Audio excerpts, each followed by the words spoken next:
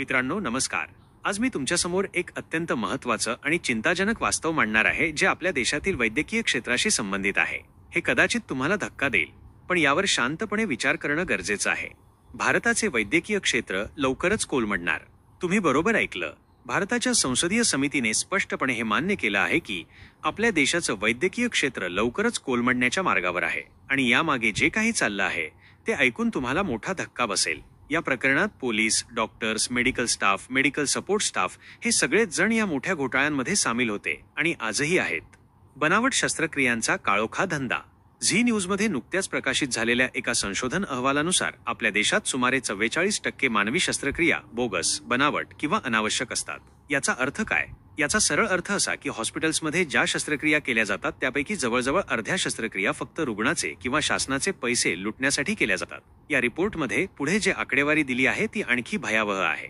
भारतात केल्या जाणाऱ्या 55% हृदयाच्या शस्त्रक्रिया बनावट किंवा बोगस असतात. 48% हिस्टेरॉक्टोमी, गर्भाशय काढण्याची शस्त्रक्रिया, 47% कॅन्सर सर्जरी, 48% गुडघे प्रत्यारोपण नी रिप्लेसमेंट, 45% सिझेरियन कृत्रिम प्रसूती.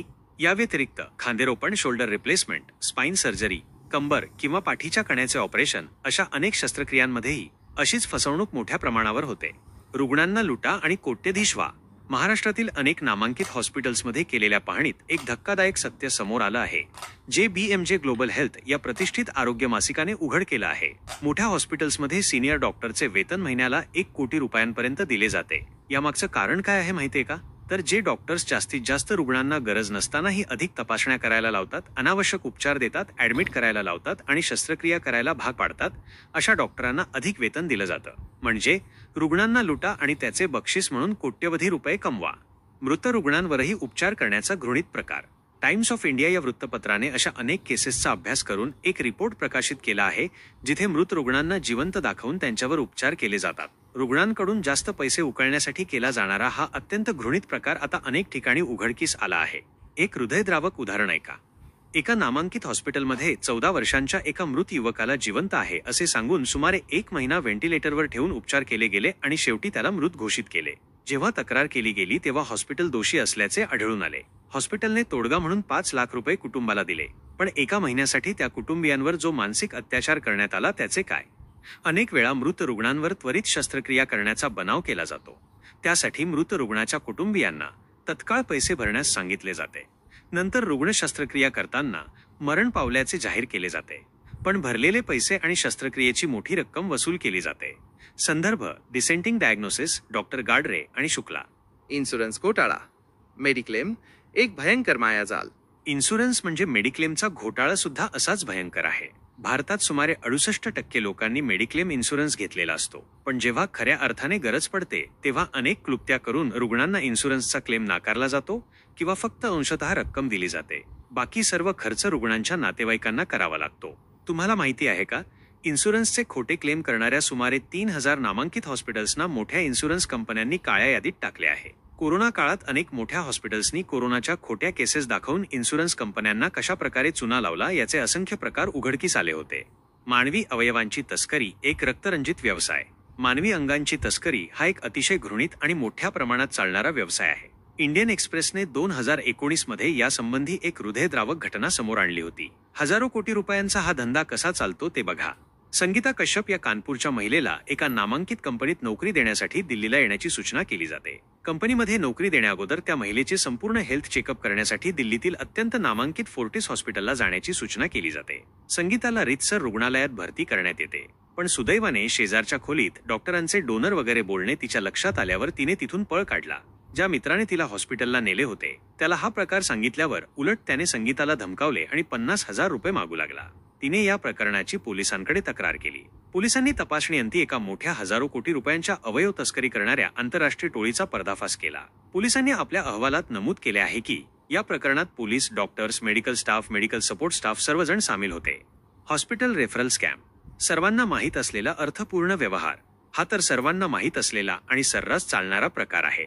आपला परिचित किंवा इतर कोणताही डॉक्टर रुग्णाला गंभीर आजार आहे असे सांगून मोठ्या नामांकित हॉस्पिटलला ऍडमिट होण्यास सांगतात. अपोलो, फोर्टिस, अपेक्स अशा अनेक हॉस्पिटल्सचे रेफरल मेंबर असतात. असे हॉस्पिटल्स डॉक्टरांसाठी रेफरल ट्रेनिंग प्रोग्राम घेतात. मुंबईतील प्रसिद्ध कोकिलाबेन हॉस्पिटलने तर वार्षिक 40 रुग्ण पाठवण्यासाठी 1 लाख रुपये, 50 रुग्णांसाठी 1.5 लाख रुपये, 75 रुग्णांसाठी 2.5 लाख रुपये देण्याचे लिखित स्वरूपात जाहीर केले होते. रुग्णाला काही झाले असो अगर नसो, फक्त रुग्ण पाठवण्याची रक्कम डॉक्टरांच्या बँक खात्यात जमा केली जाते. डायग्नोसिस स्कॅम, कोट्यवधींच्या लुटीचा सोपा मार्ग.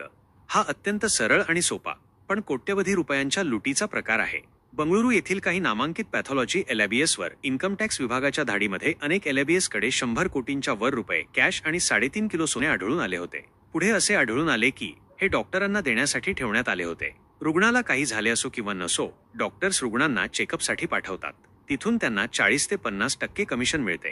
जबरदस्ती केलेल्या या चेकअपमधील 1 ते 2 तपासण्या करून बाकी सर्व रिपोर्ट हेराफेरी करून दिले जातात. हा धंदा तर फारच नफेखोरीचा आहे. म्हणूनच देशात सुमारे 2 लाखांहून अधिक लॅब्स कार्यरत आहेत, पण यातील फक्त 1000वर लॅब्स प्रमाणित आहेत.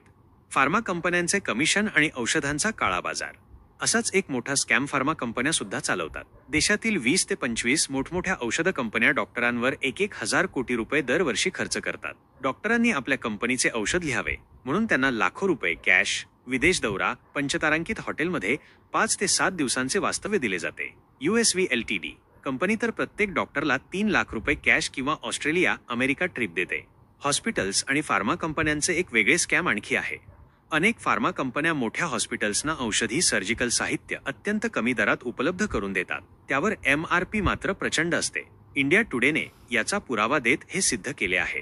EMCURE कंपनी आपले टेमिक्युअर हे कॅन्सरचे औषध हॉस्पिटल्सना 1950 रुपयांना देते. हॉस्पिटल्स मात्र रुग्णांकडून या औषधाचे 18,645 रुपये वसूल करतात. यात सर्व हॉस्पिटल्स सामील आहेत.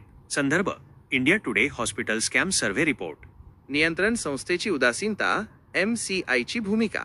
Medical council of India MCI he doctor आणि हॉस्पिटल्सवर नियंत्रण ठेवणारी देशातील सर्वोच्च संस्था आहे. 2016 मध्ये केंद्र सरकारने या संस्थेच्या कार्यप्रणालीची चौकशी करण्यासाठी एक समिती नियुक्त केली. या समितीने आपल्या अहवालात स्पष्टपणे नमूद केले आहे की MCI नवीन मेडिकल कॉलेजला परवानगी देण्यात खूप उत्सुक असते, मात्र डॉक्टर आणि हॉस्पिटल्सवर नियंत्रण ठेवण्यात हेतुपुरस्सर दुर्लक्ष करीत आहे. देशातील डॉक्टर्स MCIच्या नियमांची रोज पायमल्ली करतात, परंतु याची जनतेला कल्पना नसते. उदाहरणादाखल 1. डॉक्टरने कोणत्याही कंपनीचे ब्रँडेड औषध लिहायचे नसून साल्टचे जेनेरिक नाव लिहिले पाहिजे. 2. क्लास 1.8 नुसार उपचार करण्याआधी डॉक्टरने आपली संपूर्ण फी सांगितली पाहिजे. 3.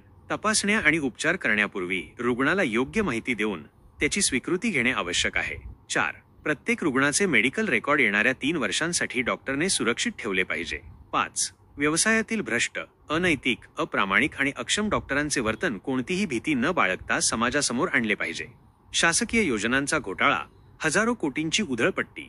हा शासकीय योजनांचा स्कॅम तर नवीन आणि अफलातून प्रकार असून हल्ली हजारो कोटींचा झाला आहे.